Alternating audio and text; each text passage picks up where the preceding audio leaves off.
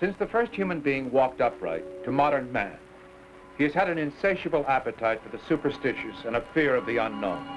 History is filled with legends of wild beings, of creatures and monsters to feed man's sensation of fear. Nessie, the monster of Loch Ness, has underscored these emotions and stimulated man's curiosity with a fervor that knows no bounds. What you're about to witness is unique. For the first time, you will see the actual underwater film of a monster or whatever creature it is as it swims by our submerged motion picture camera. Whether it is a plesiosaurus from 100 million years ago or a modern underwater creature, science has yet to determine. For the first time, you will see man's attempt to break the barrier of fiction and come up with scientific proof that a monster or monsters do lurk in the muddy depths of Loch Ness. Every scientific means at man's command is being used today to lure the creature from its lair, from underwater signals created by a synthesizer to sonar, miniature submarines, and lone divers with powerful searchlights. The drive to establish once and for all the creature's existence has brought people from all over the world, and they are risking their lives daily for just such a fleeting glimpse of some huge form of sea life beneath the surface of Loch Ness.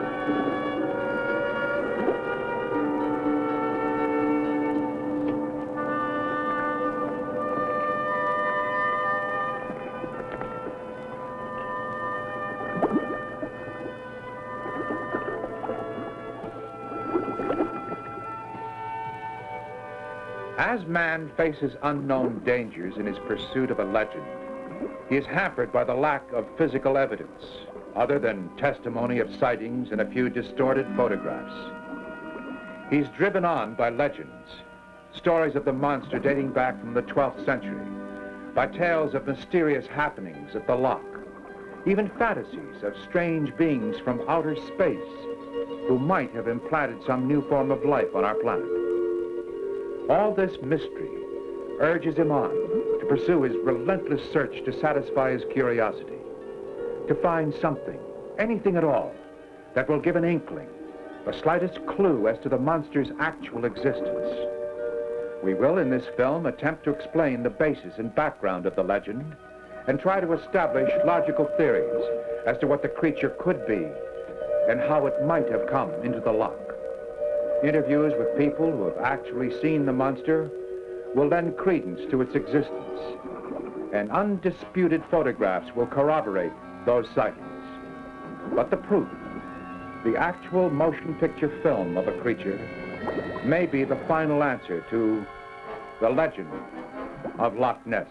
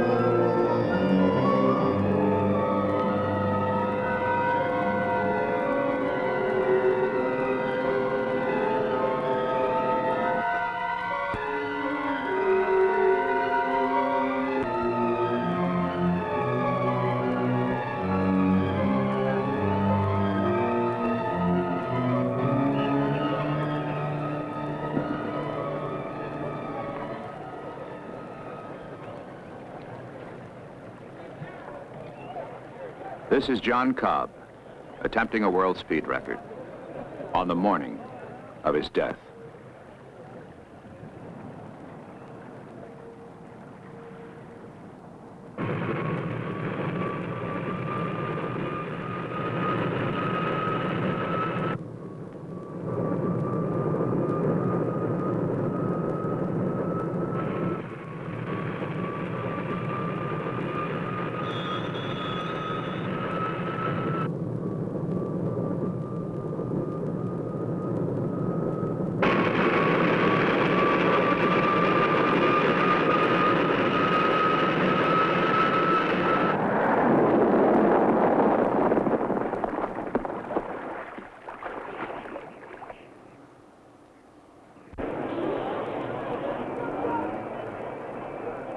If Cobb knew the reason for the crash, it remains a mystery.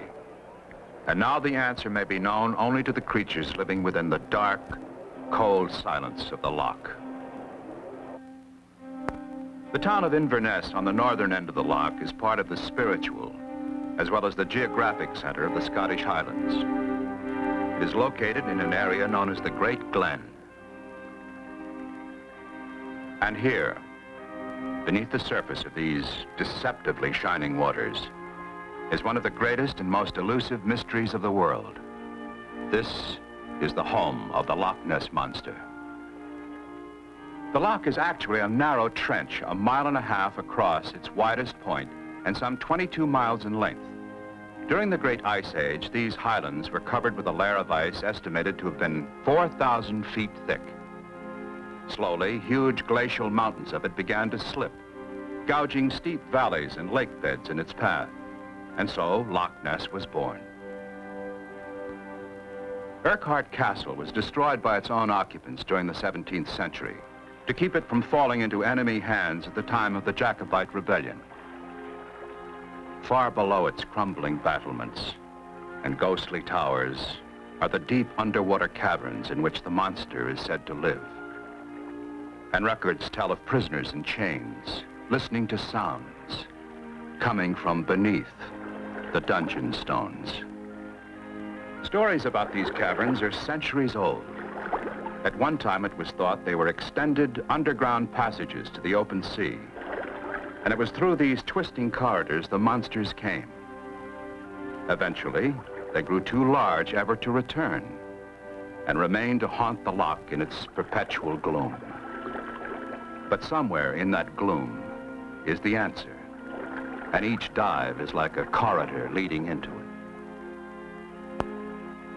It's ironic that the first sightings of the Loch Ness monster should have been made by a saint. Ancient scriptures tell us that Saint Columba, the man who brought Christianity to Scotland, chastised the monster for having devoured a parishioner who chose to ignore a sermon. Perhaps this was meant simply as a moral tale, suited to the needs of a tempestuous 5th century. But isn't it curious that St. Columba chose to tell his story of the water monster, having it take place in what is now the famous Loch Ness? Today, 1,400 years later, the legend still lives, and priests at the Benedictine Abbey carry the traditions of St. Columba into the modern world.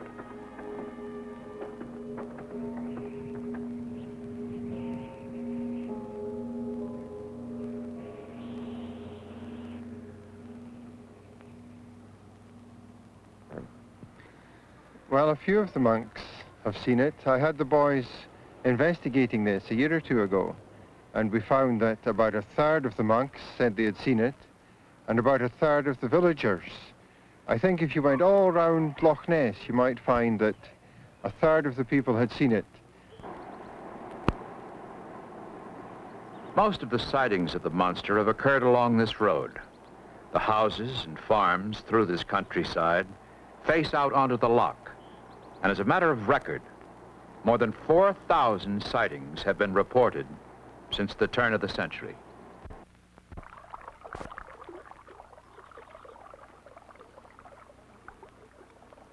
Alexander Campbell, a retired fish and game warden, has over 50 years' experience of living and working on the loch. Yes, indeed. I saw it 18 times. The first year was 1934, and that was my best sighting because I saw head, neck, huge hump, which I estimated 30 feet long. In a way characteristic of a man whose work consists of assembling fact, Police Commissioner John Cameron speaks of his own experience.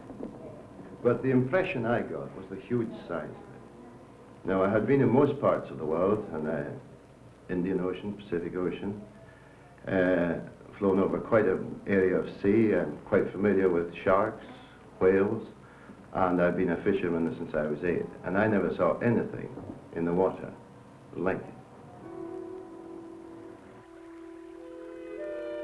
The first known photographs of the Loch Ness Monster were taken in the fall of 1933 by Dr. James Lee. The creature was seen swimming through the water with its head erect, displaying 3 distinct humps on its back. It dived suddenly when it heard a sound on the road. What followed was an epidemic of journalists, cameramen, amateur scientists crowding the shores of the loch. There was even a big game hunter, a Mr. A.L. Wetherill, who had the misfortune to discover and identify huge footprints which later proved to be a hoax. He had neglected to notice that the 2 prints he found were of the same left foot. Some people simply made their own monster. Whenever man discovers anything new, there's always been something in him that makes him want to put it into a box and take it home. The monster was no exception. Overnight, there were schemes to capture it and put it on tour with a troupe of circus acrobats and dancing girls in some sort of monster follies. By year's end, the carnival atmosphere had begun to dissipate, leaving a small core of dedicated minds. They came from the universities, the geographic societies, the camera clubs, and ladies' auxiliaries, all hoping to spot the legend. Then, in the spring of 1934, were taken the most astonishing photographs of the Loch Ness Monster the world had ever seen. News was flashed across Europe and around the globe. Here was unquestionable evidence. Summer brought the first major organized investigation. During this investigation, many special photographic techniques were developed because of the extreme weather conditions on the loch.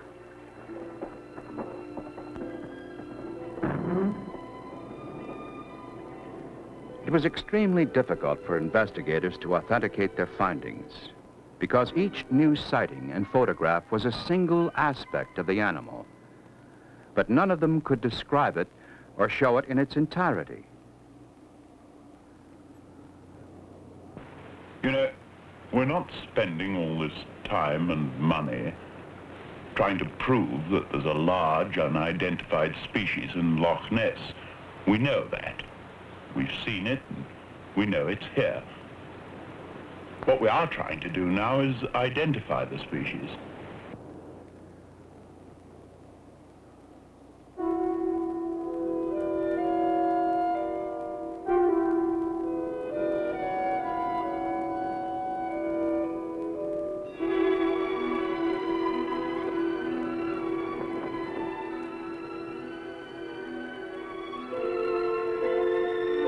With the support of Sir Edward Mountain, the investigations took on a new legitimacy.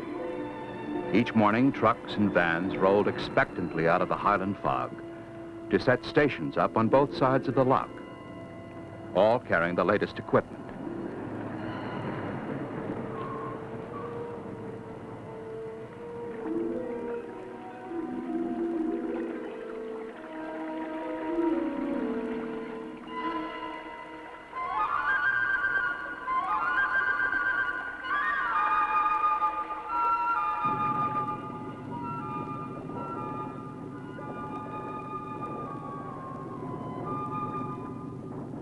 I think the evidence myself, and I've been interested in this for 30 years, is so conclusive that it does exist, and so many people have seen it, that I would prefer to put it the other way round, And so that once your eyes have given you evidence of a large creature, you must then go and look for what it eats and try and study its habitat.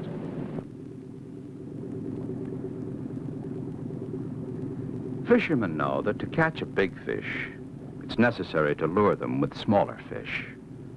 This was the first attempt to troll the loch, and Captain Eustace Maxwell hoped that by lowering these baited nets, evidence would be found telling us what the Loch Ness monster has for dinner. Zoologists can estimate an animal's size and bone structure from its diet.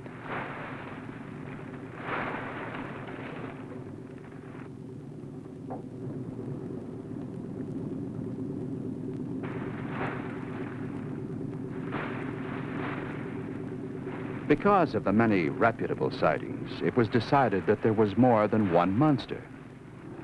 Perhaps a whole family of them. And if so, then it might be possible to recover skeletal remains. But drawing in the nets, this hope was soon lost. It would seem the loch never gives up its dead.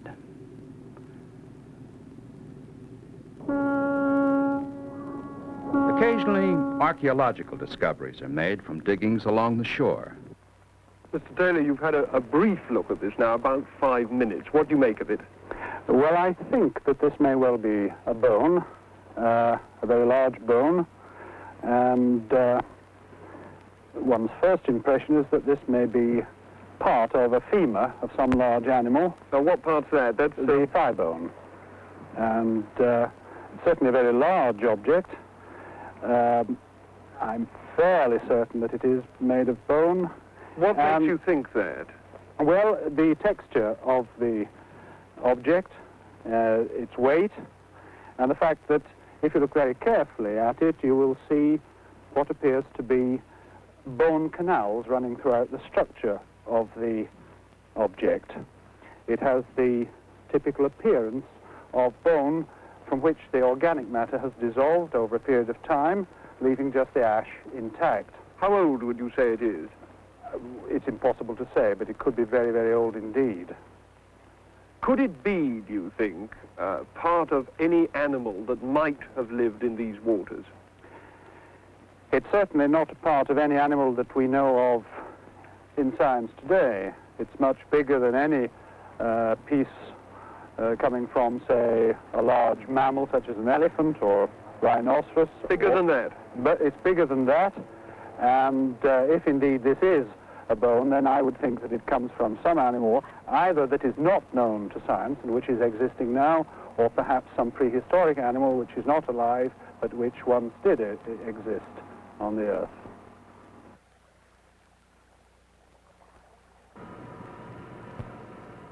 Although the shark is normally considered to be a marine animal, one that lives exclusively in salt water, there is at least one major exception, a South American lake shark that has completely adapted itself to fresh water.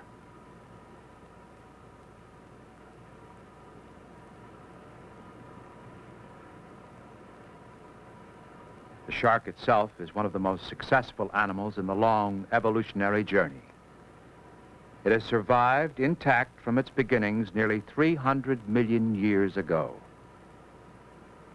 Normally, the shark would not be considered as having anything to do at all with the legendary animal in Loch Ness. But because of its apparent ability to adapt itself to fresh water, and the fact that there is a type of shark known as a bull shark, which very closely resembles an eel with its long tapered body and small head, scientists are reluctant to dismiss it entirely.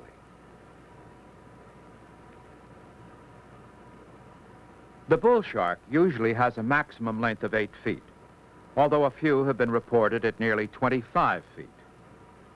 It is not particularly ferocious, though the behavior of sharks is never really predictable, and researchers are seldom anxious to spend much time in a tank with them.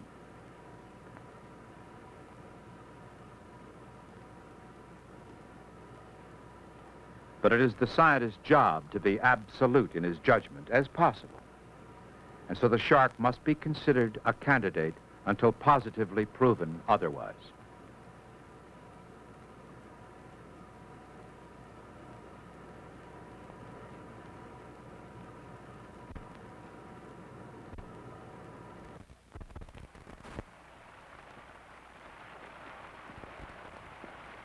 Exposition Park in downtown Los Angeles, California. A far cry from the cold, eerie dampness of the home of the Loch Ness Monster in Scotland's mysterious Loch Ness.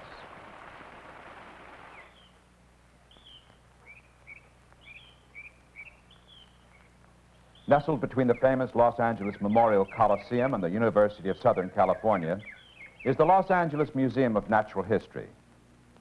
Home base for Dr. Robert Lavenberg, curator of the museum's huge ichthyology department. His extensive studies of sea creatures have taken him to the most remote parts of the world. Dr. Lavenberg, in your personal opinion, is it at all possible that some kind of sea life could be what we have come to know as the Loch Ness Monster? The possibility that life exists in the deep ocean that is not yet discovered is very possible. We don't have the gear or the facilities right now to look into all of the ocean to determine what lives there. The Loch Ness is just a small sea or a body of water that's been locked off, and if we could drain it, we could see what was there. So that our abilities to look into that body of water and say, yes, something occurs, or no, something does not occur, are really limited. So the possibility is that something could be there, we haven't found it yet, or it's all been a figment of our imagination. Doctor, assuming that there is a living creature residing in the deep waters of Loch Ness, what would you say it could be? That's a good question. I'm not really sure what could be there. There are some candidates. For instance, a large eel, one of the fish-like vertebrates, could be there and seen. It could be a type of marine mammal, and there have been some photographs published of one of the whales or dolphins that has been lying on the surface for some reason, holding up its fin, and this fin does look like some of the sightings that have been made of the supposed creature that lives in Loch Ness. There's also the possibility that it could be some large vertebrate or some large animal that none of us are aware of. There is that vague possibility because we just haven't seen it. But I think the logical candidates would be, if something occurs there, something such as a large marine mammal, one that's been landlocked in the area, or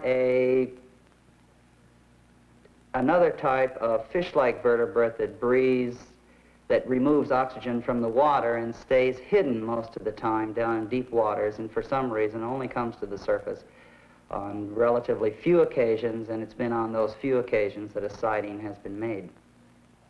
Would there be a way for an aquatic mammal, fish or reptile, or whatever we choose to call the life in the loch, to have migrated centuries ago through a subterranean cavern when small, and to have grown too large to regain access to the sea?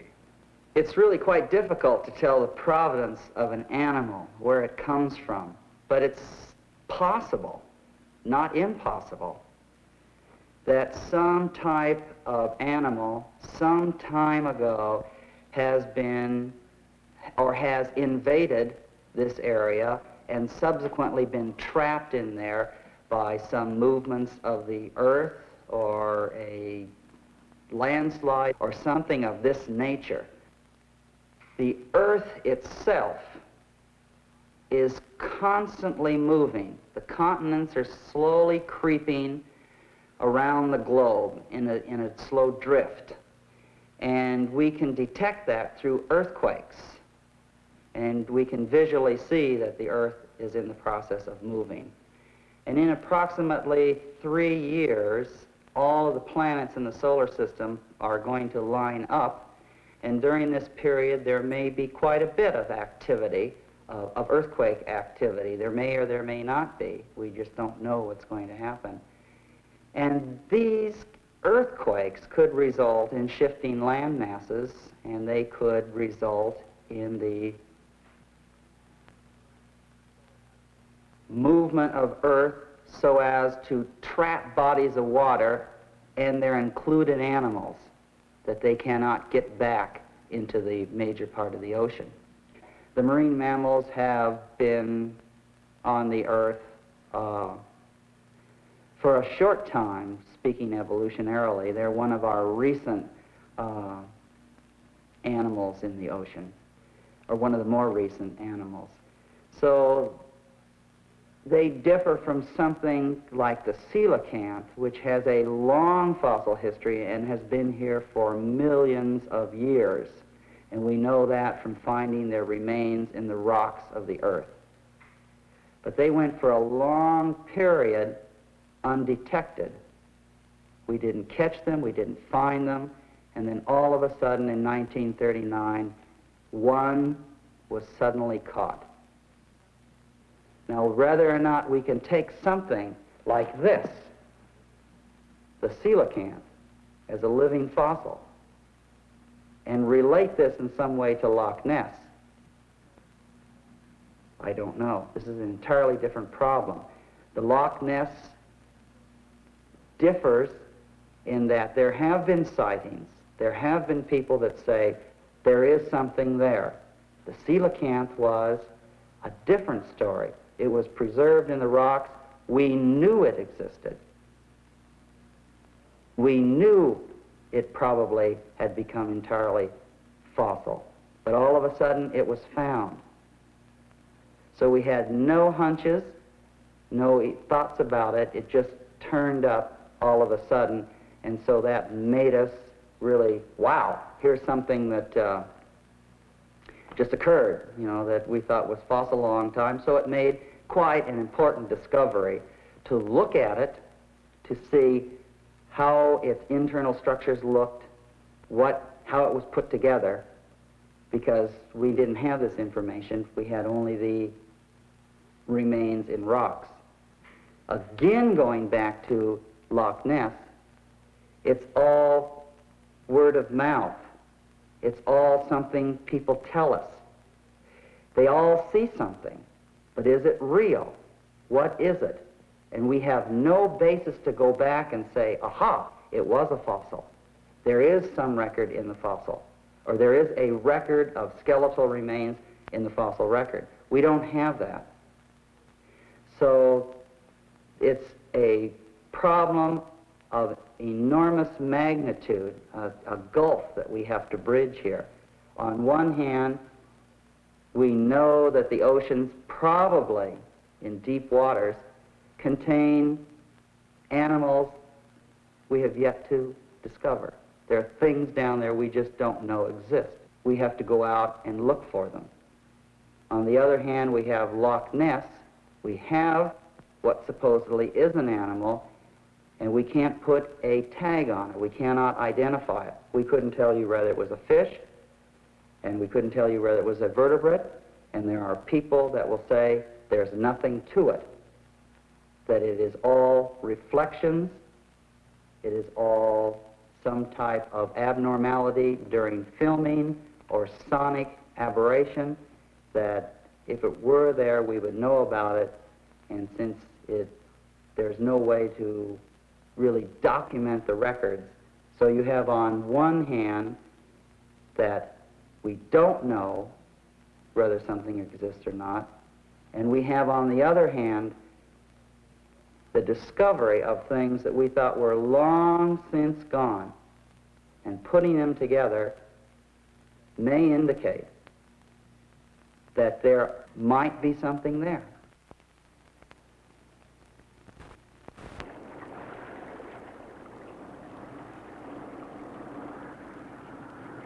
Sightings are rare, and anything out of the ordinary is cause for great excitement. Wonder! Something black there. Oh, where? By that White House, to the right of the White House. That thing moving. Can you get it? No? Yes, it is. Just yes, I can't. wait. To the right. Do you see it's still there? It's still there. It's moving to the left. Wait, have you got it? Have you got it? Yes. Yes. Well, shoot.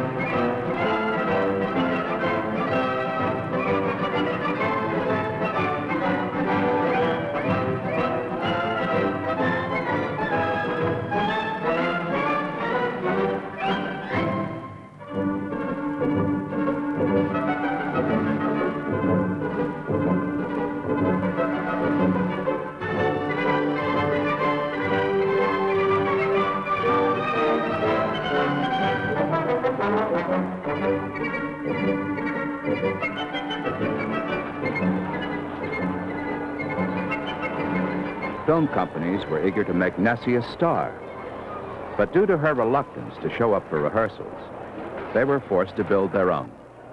Producers had some difficulty in casting the picture because actors were not willing to appear next to such terrifying machinery.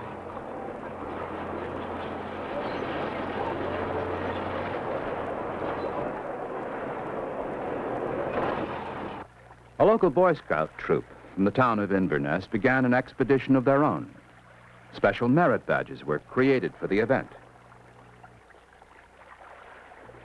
Promoters were quick to ride the new wave of public interest, and there was a rush to get many company names associated with the events on the loch. Some companies even sponsored their own expeditions. It quickly became apparent that something had to be done to protect the ecology of Loch Ness and the monster itself. Someone announced a bounty on Nessie. Local constables had to keep a sharp eye out to prevent any mishaps.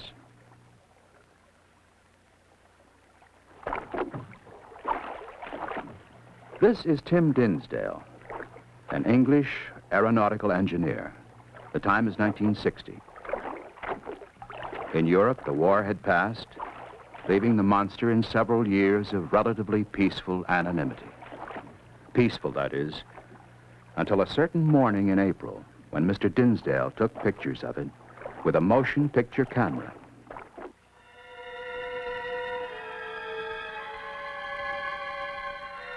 The authenticity of this film has been absolutely established through analysis by the Joint Air Reconnaissance Intelligence Center of the Royal British Air Force. In addition, the footage was screened through a computer enhancement process developed by the United States Space Program, especially for use on the Moon and Mars expeditions. A growing list of sophisticated equipment began to assemble on the loch, as well as the inevitable practical jokes. The body of a sea cow was smuggled in and planted along the shore. A Birmingham musician, John Sly, wrote a special song to try to coax the great beast into poking its head out of the water.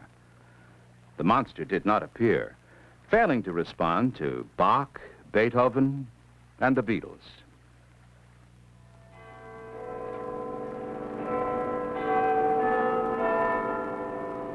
It was obvious that a major new expedition ought to have official government sanction, and that the issue should be brought before the members of the House of Parliament. Such a move would then lend an air of reliability to the project.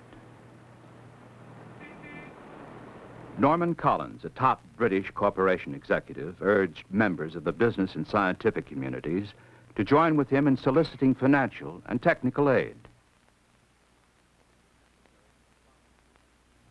It was necessary to abolish, once and for all, the image of the monster as a fantasy and a drunken fisherman's dream. At this time, a controversial storm shook the British Museum of Natural History. A feud developed among the museum's officers when a member with an international reputation was dismissed from his post because of his interest and support of the Loch Ness research teams. I find it very hard to believe that it is an animal in the organic sense. And if not a beast, what then? And these occur all over the world. These juxtaposition between the great serpent and the sort of flying object. And the same occurred in China. It occurs in places like in Ireland. And the carvings are there, these sort of humps, and this flying object in front of them. The last bear in the Highland forest was shot sometime during the 1880s. Before then, they had been plentiful in the uplands, roaming freely through the woods, playing and fishing in the streams and along the shores of the many lochs.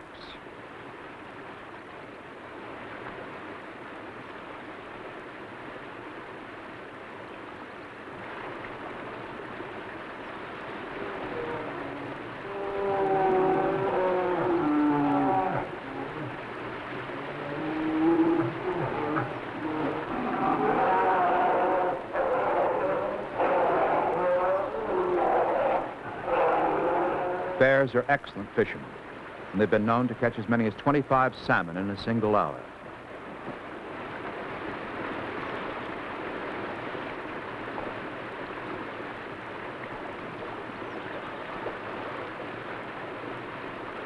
Investigators on Loch Ness have long asked the question, how is it possible for the monster to withstand the extreme temperatures at the bottom of the loch, where it apparently stays for most of the cold months?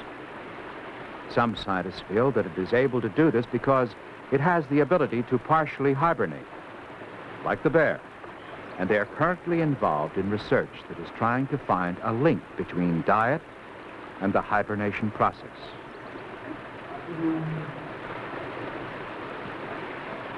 They know that Loch Ness is full of salmon, which comes down from the mountain streams and rivers, and that there are several kinds of trout. If the diet of the Loch Ness monster is similar to that of bears, then researchers feel it may soon be possible to make certain tentative estimates. Through the magic of research, the investigators at Loch Ness will solve more than a single mystery.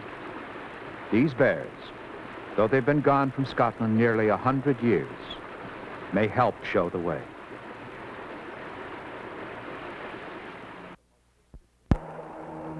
One of the most persistent theories about the monster is that there is no monster at all. What is seen are simply the manifestations of the monsters within ourselves. No doubt, due to the particular quality of ever-changing light on the moody water and the sudden leap of waves under the wind, visual illusions sometimes occur. Occasionally, the water will look pleasant and serene, but experienced divers who have slipped beneath its sparkling waves can testify to the hazards of the dark, peat-shrouded currents.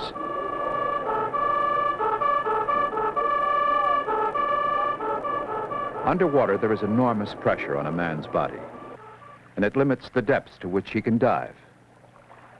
For the Loch Ness Investigation Bureau, the submarine was an obvious next step.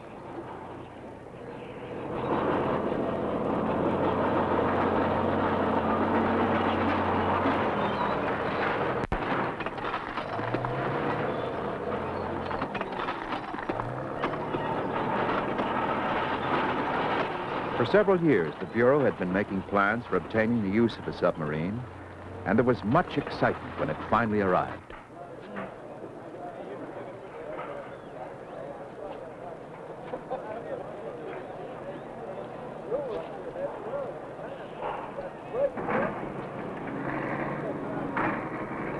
Strangely enough, the actual depth of the loch is mysteriously unknown.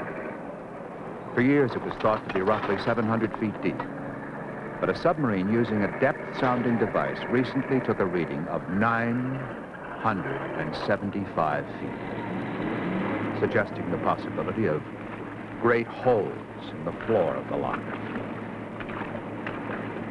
Previous dives had brought back reports of caverns like huge cathedrals near the castle. And there is speculation today that by exploring the entire 24 miles of the loch's floor, using specially built submarines with powerful strobe lights, an entry may be found into a subterranean world existing below the loch. Members of the Pisces submarine crew repeatedly brought up stories of exotically colored fishes and eels. And several times, the entire 2-ton submarine was simply swirled around like a bathtub toy as it rested on the bottom. Earlier, they'd been tracking a fast-moving object, only fleetingly visible in the ghostly streams of the lights, but each time they drew near, the object would flash away in a manner completely unlike any animal known to marine biologists. To quote one of the technicians, "We're convinced it was not a school of fish or anything like that. We just don't know what it was." The Pisces was also equipped with a hand or claw. There was still hope that some part of an animal's skeleton could be found on the bottom of the loch, and the claw was constructed to handle objects of tremendous size and weight.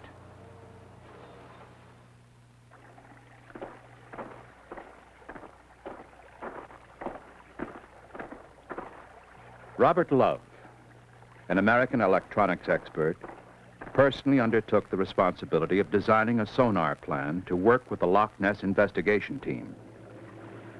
Since the war, techniques were invented for detecting and tracking enemy submarines and floating underwater mines.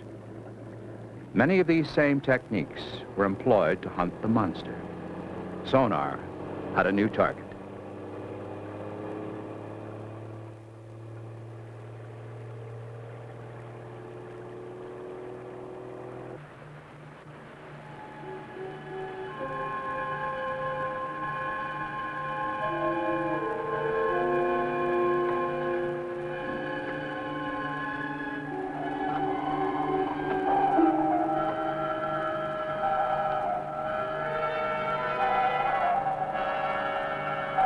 Signals were sent out into the water by the submarines, which registered on the equipment on board the surface boat. These signals were then translated into a kind of silhouette. In this way, it was possible to tell how big the object was and how fast it was going. Much the same way a bat squeaks, then listens for the echo to find its way in the dark.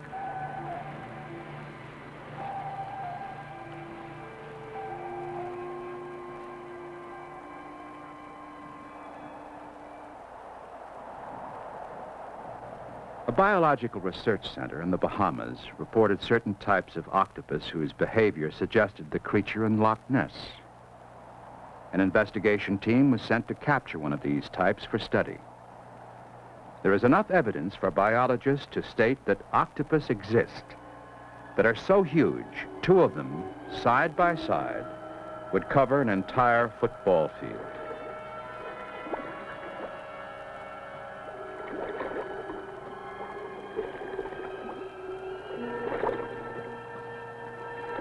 Although there are no known octopus that live in freshwater environments, it is possible that caverns may once have led to the sea. The creatures then may have been driven into the caverns by predators and eventually found their way to the loch. If any survived, they might slowly have adapted to the brackish water of the loch and begun a new life, safe from all natural enemies.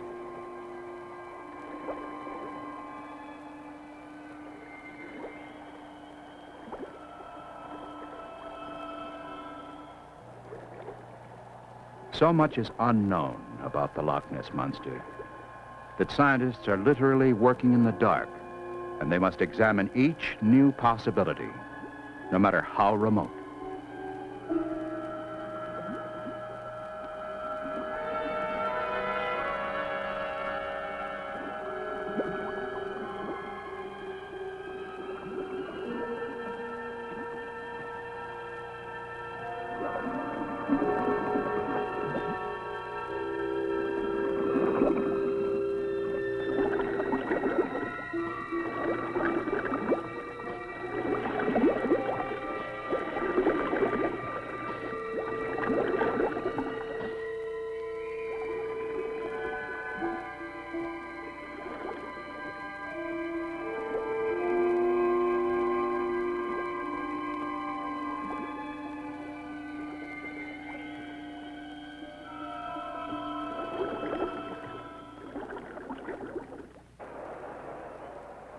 Unlike the abominable snowman of the Himalayas and the notorious Bigfoot of the Pacific Northwest, the Loch Ness monster has become an institution and is always a major part of not only local celebrations, but festivals throughout the British Isles.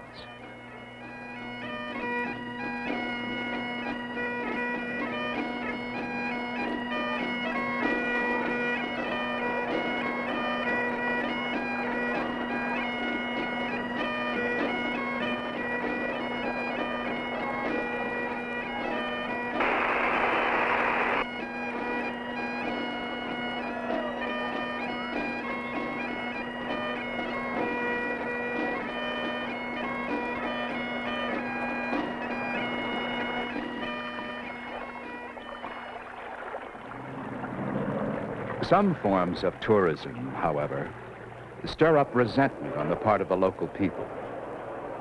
As controversial as the legend may be, it is still part of Highland heritage.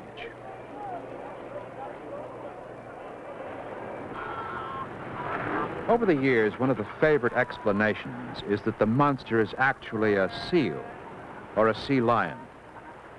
Sea lions make tremendous bursts of speed, possibly accounting for the long wakes that suddenly appear in the water. But tests have shown that the wakes made by sea lions are very different than those created by the monster. The sea lion might account for some of the evidence. But again, the reason this is completely unlikely is because sea lions always give birth on ice floes or on land. An occasional live water birth might occur, but survival would be very rare. If the Loch Ness monster were some kind of seal, then there would never have been a mystery in the first place, because sightings on land would be frequent and common. Whales, the largest mammals on Earth, have been suggested as the real legend of the loch. Not only could they qualify in size, but when swimming in groups, their backs do resemble the multiple humps usually associated with a monster. But when whales surface from a long dive, they blow huge quantities of steam and water into the air, something the creature has never been known to do.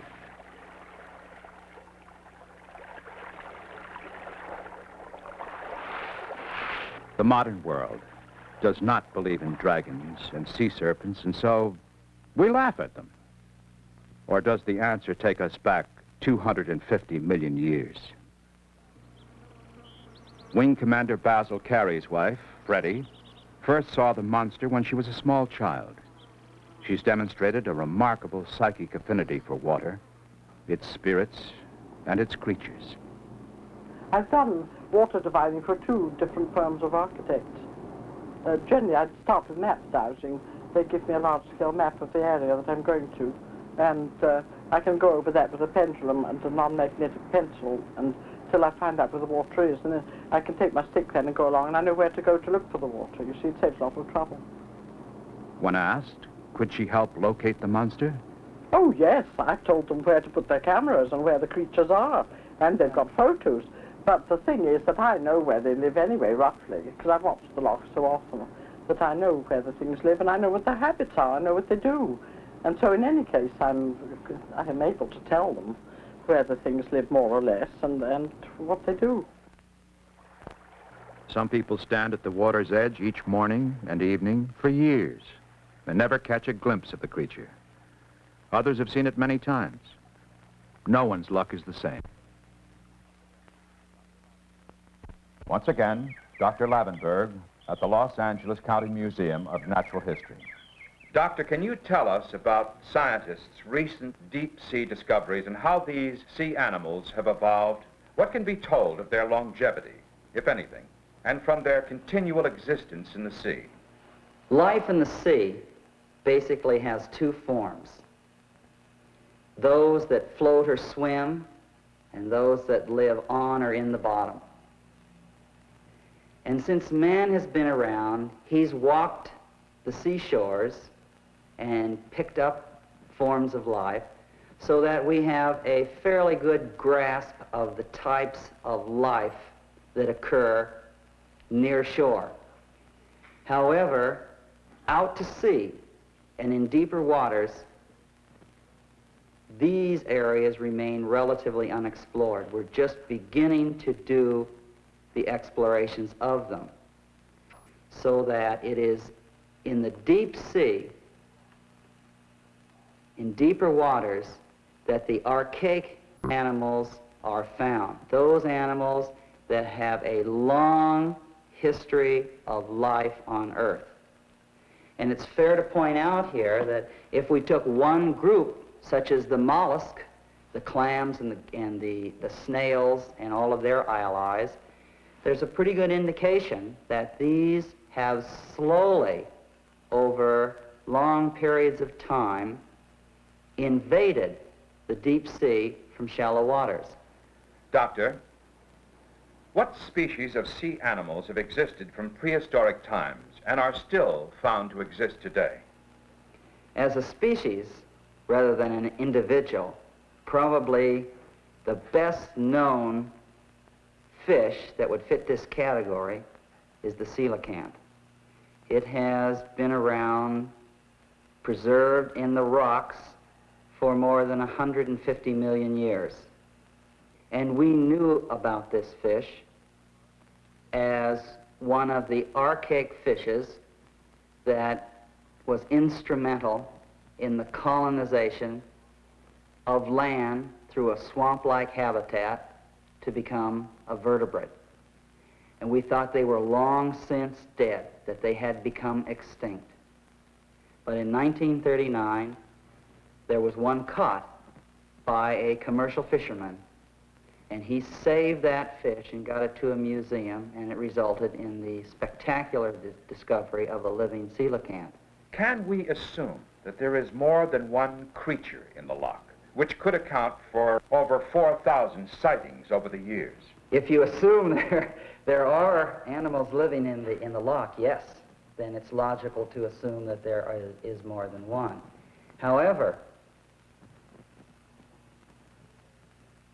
it should be considered that there might be relatively few animals, if they do exist, and the sightings could be of a very few. And if this is a locked area that the animals cannot escape, if they indeed occur there, and there are few of them, perhaps they have a reproductive method that ensures continuation of them for long periods of time, such as they may have internal fertilization and produce few young and have no real predators. There's nothing in there that is going to kill them. It takes an uncommon stamina to endure the long waiting. Frank Searle knows what it's like. I'm not here to prove that there's something in Loch Ness. I'm here to identify what is in Loch Ness. We have 1,400 years of acceptable written records to tell us that there's something in Loch Ness. For the first 5.5 years, I lived in a tent on the loch side, spent almost every hour of daylight out in a small boat. I've clocked up now 22,000 hours of watching, 15,000 hours of it from a small boat. But the trek into the unknown requires more than sacrifice. One must be ready for luck when it comes. It's very difficult to get pictures because you only see these animals for a short time. Perhaps 7 or 8 seconds would be the average sighting. So you realize that you've got to have a camera in your hand all the time, ready to go. Use a camera like a gun. This is why so few people get pictures.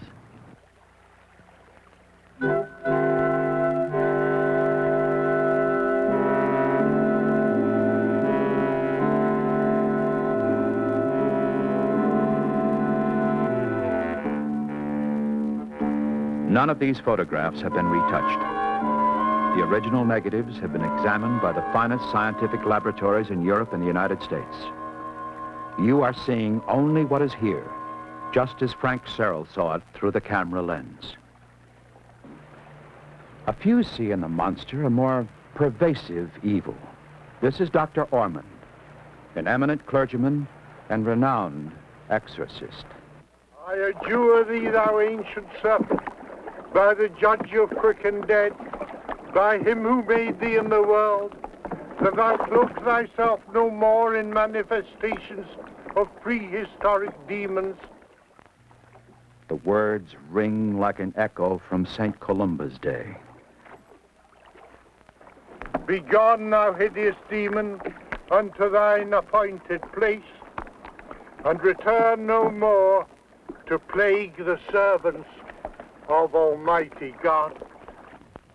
And with the courage of Shakespeare's ancient kings, the minister defies the wind and who knows what unearthly creation. Another mystery of Loch Ness, the infamous Boleskine House.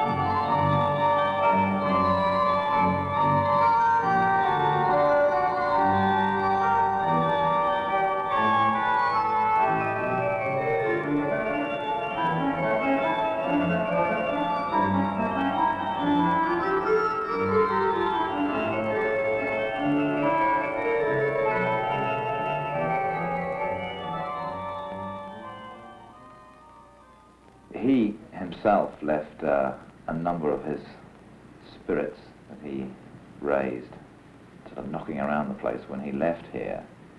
I think most of those are sort of finally pushed off now.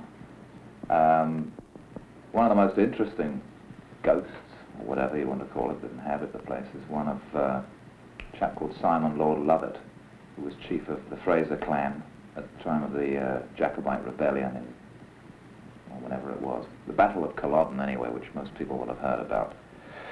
He was finally beheaded for treason in London, the Tower of London, and his head at the time of his execution was supposed to have fallen into a basket, and in fact didn't. It rolled off across the floor. And the story goes that at the time of his death that he was thinking of himself in the heart of the Highlands, which we are just about in the geographical dead center of the Highlands right here. And his head still rolls up and down the corridor outside this room here. And can be heard at night. I've heard it myself several times.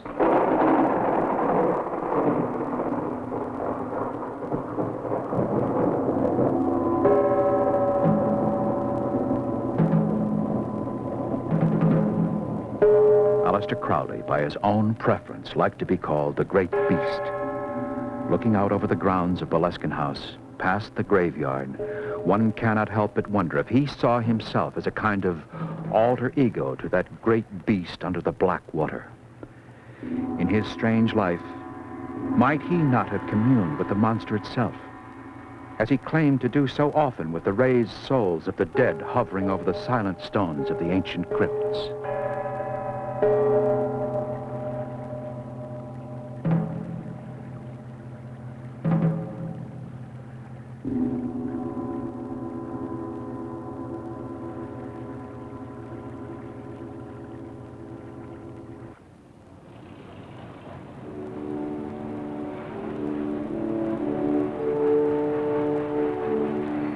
Chicago.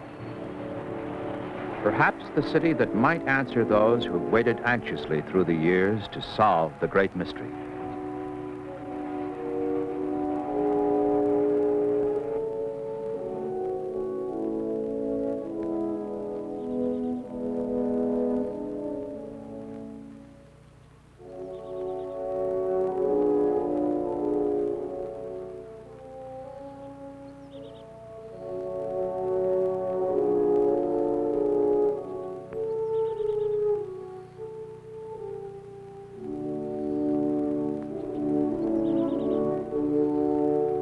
The atomic age began here at the university, creating a terrible light more brilliant than 1,000 suns. But it brought with it more than the technology of destruction. It brought the power to heal, and an even greater gift, the ability of man to probe the darkness among the stars and the secrets beneath the deep oceans.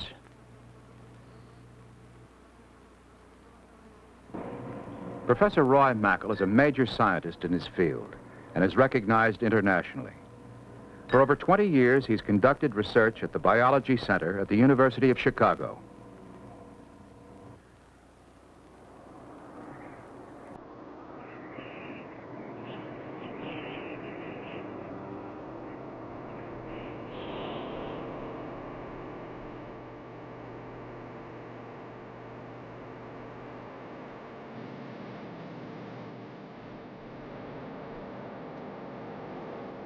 And now, a new idea has to be tried. A new approach. A hydrophonically triggered sonar plate has been developed, enabling a submarine to track the monster without first disturbing it with the intense strobe lights used in normal camera operations.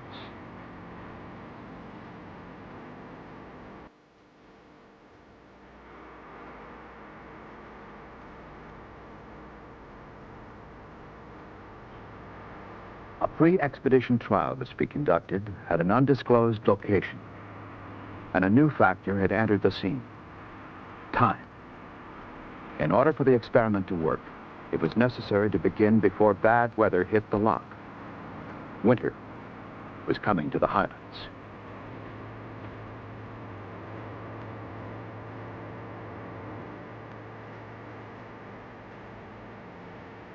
sound carries surprisingly great distances underwater. To avoid startling the monster with noise, a series of visual signals was devised with a small electronic float placed over the area of operations. In coordination with the divers, technicians scouted instrument locations on land, stringing more than 2.5 miles of cable and generator wire.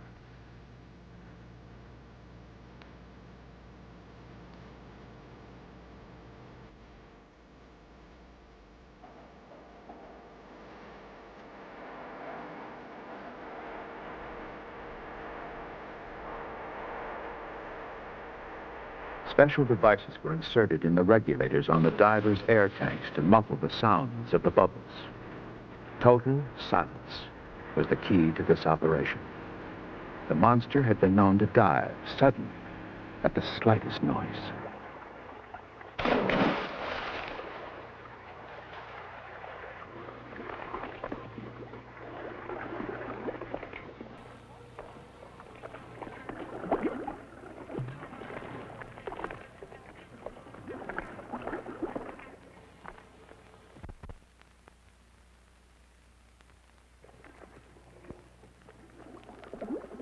A sensitive plate was put in position so that it would not be accidentally set off by the submarine, which was to hover nearby.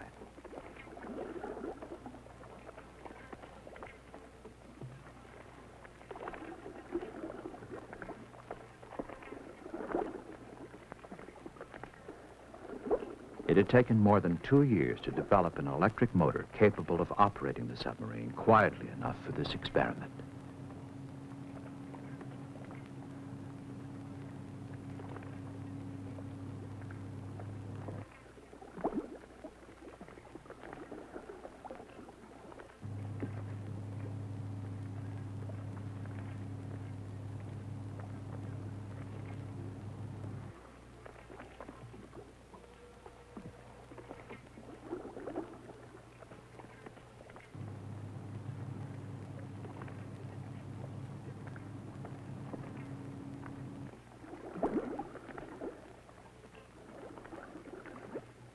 The question was, would the great bulk of the monster gliding through the water create enough vibration to be picked up by the underwater microphones?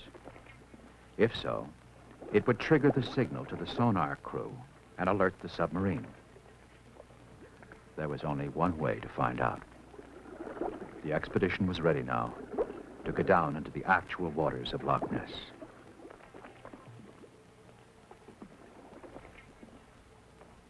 What kind of an animal will they find?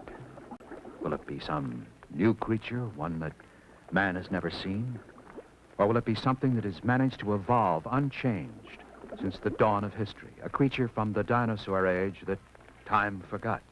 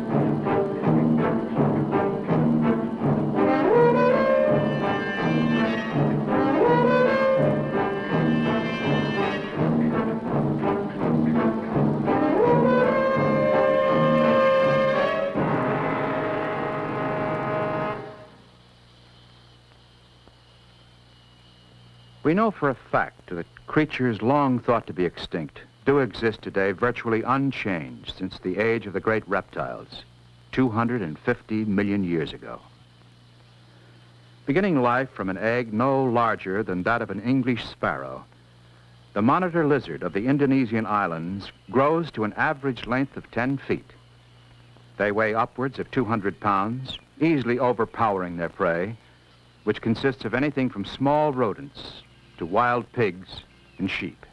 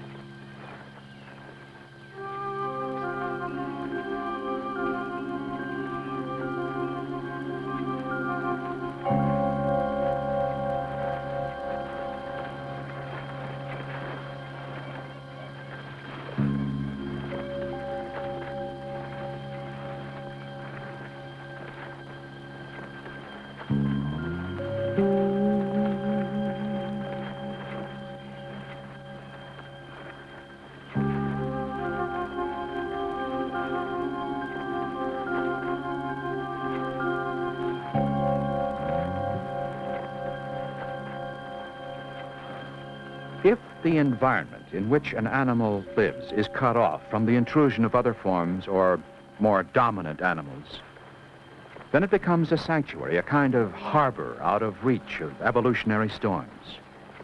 Thus, on an island, for example, or in a stable body of water, they can remain indefinitely, adapting over slow centuries to minor changes in climate and food supplies.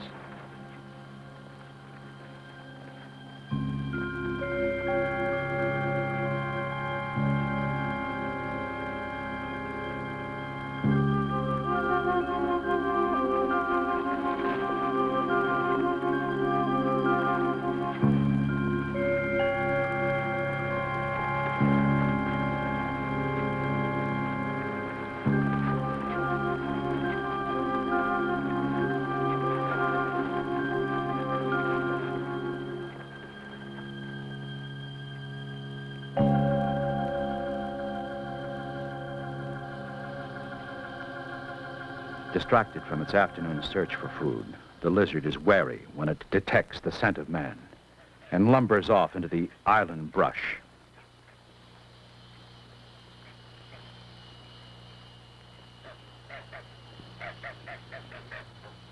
But the most dominant animal of all is man himself.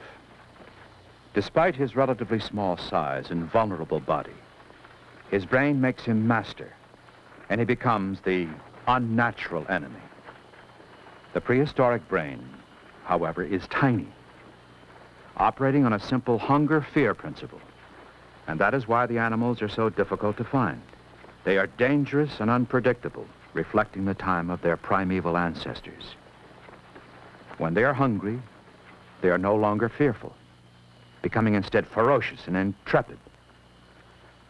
Hours spent stalking through the hot island sun can be rewarded with nothing at all, or the sudden rush of a hissing 200-pound reptile capable of encircling a grown man's waist with his powerful jaws.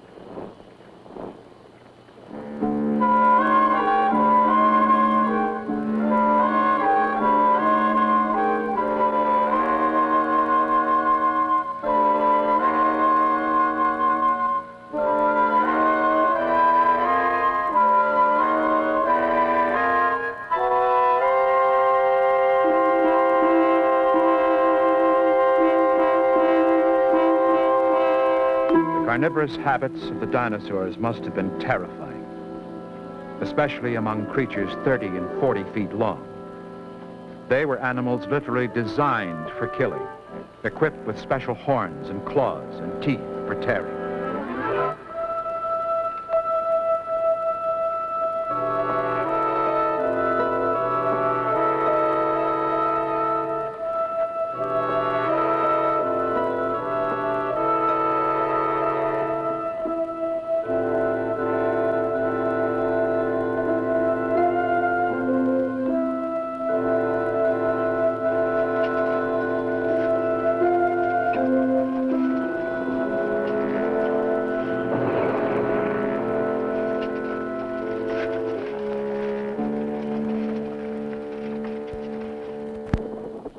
Even the sky had its own unique terror.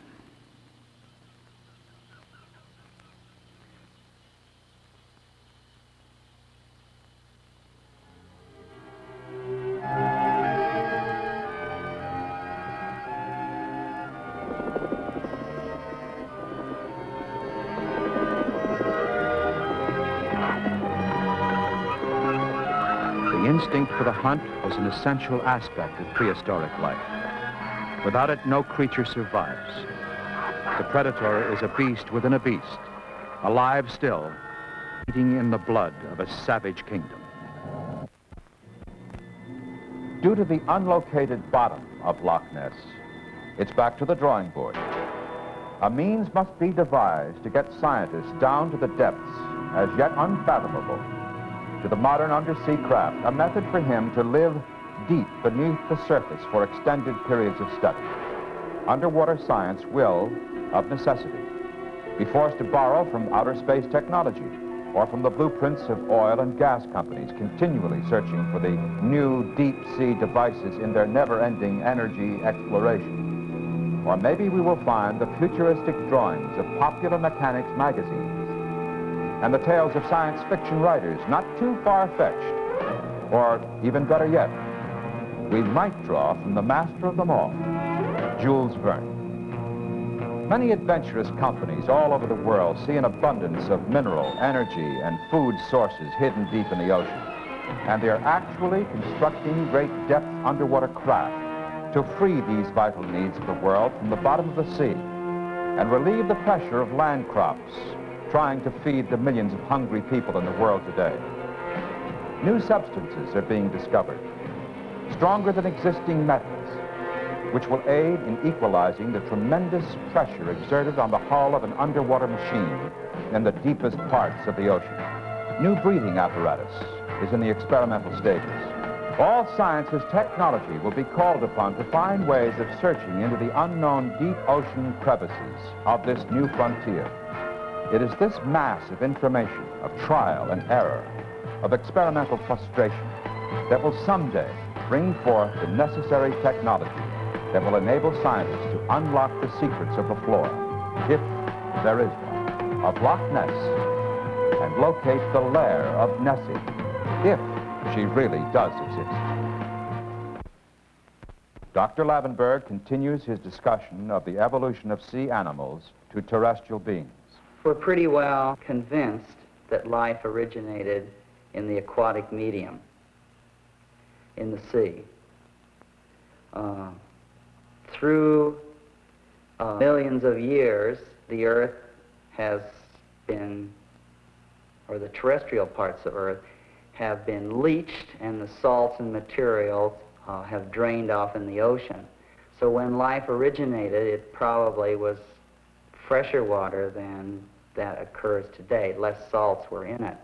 As life evolved in the ocean, it became more complex, and then in this sequence of evolutionary events, some of the animals that had formed, like the coelacanth, began to move into shallow waters or swamp-like areas, and they were able to survive in that habitat, and that was the very beginnings of the terrestrial form of life. These animals were able to invade a hostile environment. And one of the major changes had to be that in terms of the egg. In the aquatic medium, the egg is surrounded with water and doesn't desiccate. But on land, it could dry up. So that these animals at first were in a medium, in this watery medium, and tied to it in terms of reproduction for that, keeping the egg moist so that it didn't die. And one of the major jumps then to get into the terrestrial environment was to have an egg that was protected from drying up. And once this happened, this really enabled animals to colonize, to invade and colonize the terrestrial habitat. Doctor, no one has ever unearthed any hard evidence of the monster of the loch ever having killed anyone or hauled an animal back into the loch. If Nessie is a benign creature or family of creatures, does that lead to any conclusion that it could be from the fish family rather than from the reptile or other species of mammal that have been known to have attacked men and ships? I would not be willing to put it in any category on the basis that there hasn't been any aggressive behavior on the part of this animal or this image that has been seen in this area. It might be that if it exists, it is a filter feeder. It feeds upon the tiny organisms that swim or float in the water. Or if it is something like an eel-like organisms, it could eat the fish, or it could eat on plant material, it could be a grazer. So it might not be a predatory animal. And if it's not predatory, there would be no basis for seeing aggressive behavior. What known sea life could be categorized as possible monsters? The stories have come down for centuries of attacks on ships and men by mammoth sea creatures. There are some candidates in the fish world, types of fishes, that might qualify for the status of monster. But this is a name that we would apply on the basis of man and his sightings at sea. If you'll consider some of the early days of the mariners out on the ocean, they were sloshing through the seas on these boats heavily laden with sails, and all they saw for days on end were the ocean, the blues and the grays. What if, alongside of their boat, a fish that was twice the size of the vessel suddenly appeared? And what if it were not the colors that they were seeing? It would make a very strong impression upon them. And there are such fishes. There are fishes that we call the ribbon fishes, and one of these is the oarfish.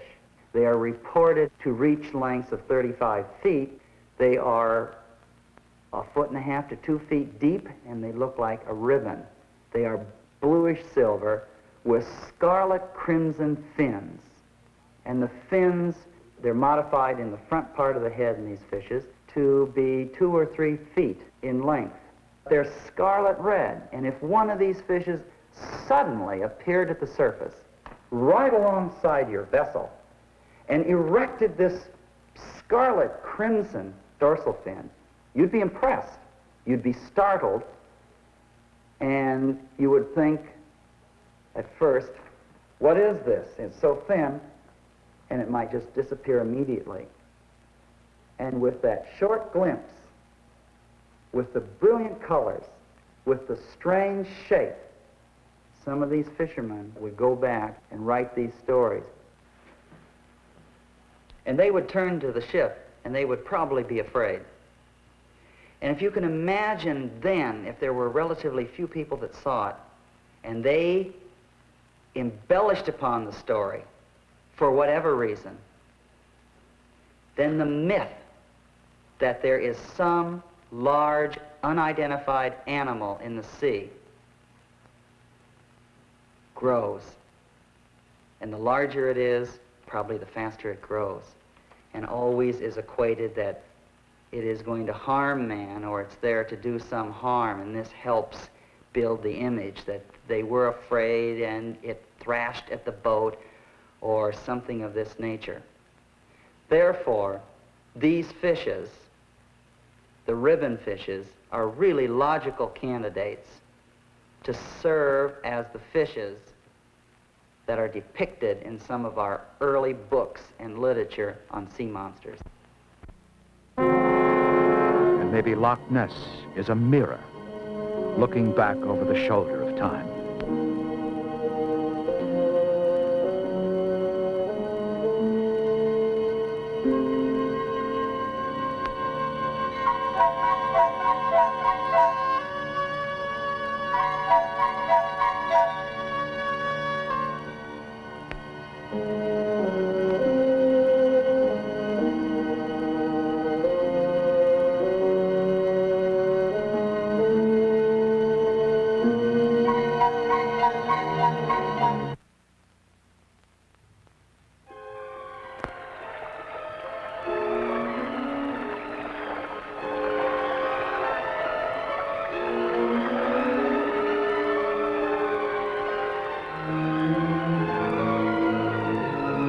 After an unexpectedly early storm, which delayed the expedition for 3 days and nights, the divers and technicians were anxious to get out into the water.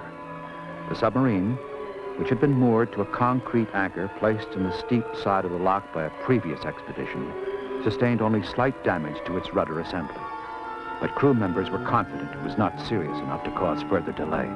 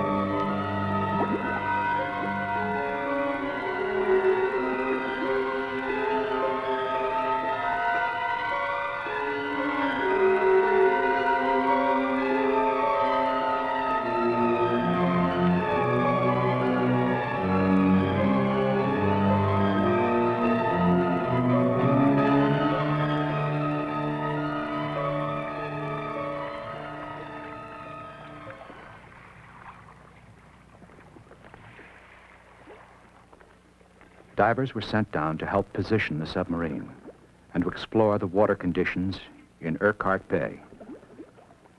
This bay had a history of being a favorite spot, and the monster had been seen here many times.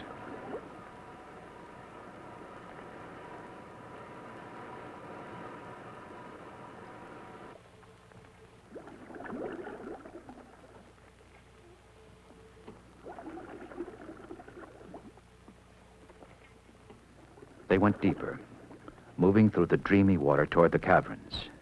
Seconds ticked slowly by.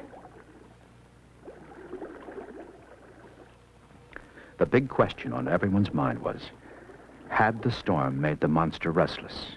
If it had, then there was a good chance it would be active and hopefully trip the sonar device.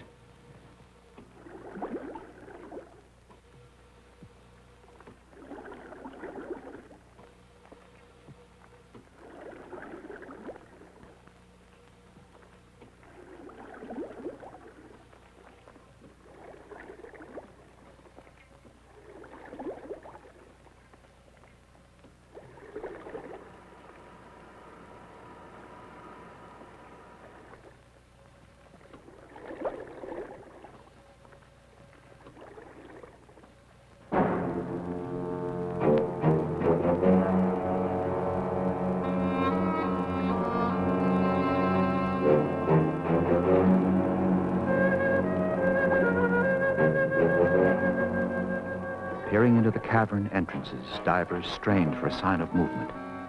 A water plant uprooted or torn. Anything unusual. Anything at all.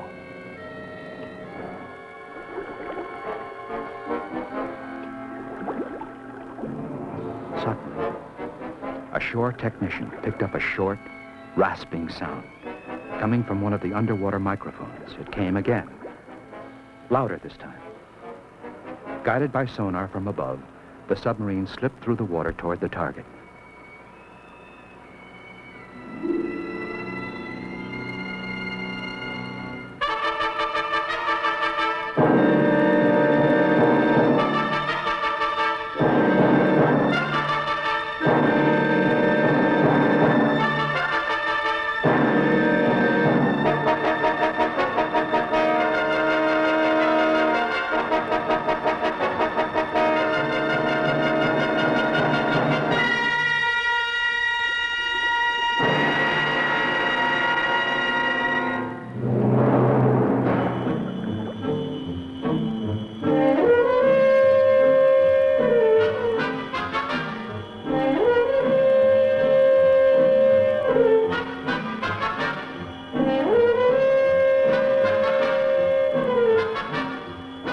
What you are about to see again, in slow motion, is an aquatic animal 5 times as big as the submarine, gliding through the water, propelling itself with huge flipper-like appendages.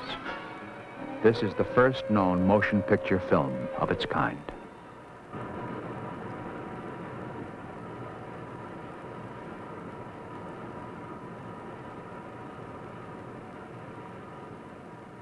And so we have come closer than man has ever been before. There is every reason to expect that the answer is very near.